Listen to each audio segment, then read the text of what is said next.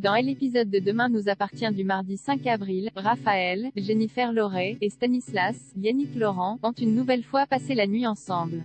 Il lui a préparé un petit déjeuner copieux et espère bien se rendre indispensable auprès de l'avocate. Il lui propose même de venir sur son bateau afin qu'elle n'ait pas à se débarrasser de Camille, Elisa et Zédine, tous les soirs, ou mieux, qu'elle lui présente officiellement sa fille. Sauf que Raphaël estime que cela serait prématuré. À la place, elle lui propose de rencontrer Chloé, Ingrid Chauvin, et Alexandre Brasseur, avec qui elle déjeune ce midi, mais il est contraint de décliner à cause du travail. Raphaël débriefait donc ses rendez-vous avec Stanislas à ses amis. Alors qu'elle se dit finalement prête à faire se rencontrer sa fille et son compagnon, celui-ci débarque au Spoon. Il a réussi à déplacer son rendez-vous professionnel.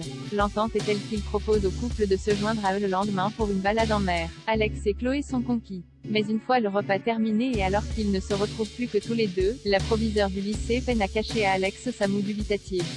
Victor, Farouk Bermouga, profite quant à lui de ses travaux d'intérêt général pour continuer de se rapprocher de Christelle, Ariane Séguillon. Il lui offre même un livre pour la remercier de son écoute. Et lui explique avoir commencé à se renseigner sur des aides potentielles pour son fils. Il cherche une bourse pour que Timothée, Grégoire Champion, puisse poursuivre ses études à Paris. Christelle se propose de scènes chargées pour lui. Monsieur Dumoret, Jean-Vincent Telly, a remarqué l'intérêt particulier que Victor porte à Christelle.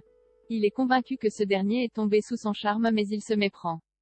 Victor lui assure du contraire et se montre désagréable avec le patient grincheux lorsqu'il insiste. De son côté, Marianne, Luce Mouchel, a vu Christelle en grande conversation avec Victor et s'en étonne auprès de l'intéressé.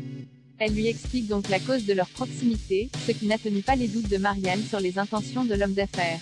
Elle est convaincue que la récente richesse de Christelle n'a pas échappé à l'écro mais Christelle connaît sa réputation et surtout que ce dernier ne lui a pas demandé le moindre centime. Gabriel a-t-il été enlevé par Garance? Enfermé dans un coffre de voiture, Gabriel, Martin Mille, appelle à l'aide. En vain, ses cris risquent de rester longtemps sans réponse, puisque la voiture est stationnée dans une casse. Cette absence inquiète grandement Timothée qui a contacté en urgence Nord, Saël de Figueredo. Elle non plus n'a plus de nouvelles de Gabriel et décide donc de contacter la police qui informe Timothée que Gabriel ne cesse pas non plus rendu au lycée pour travailler. Un détail capital revient à la mémoire du jeune homme, la présence d'une voiture en très mauvais état qui n'a pas l'habitude d'être garée devant chez eux. Celle-ci a démarré en trombe lorsque lui et Victor sont arrivés.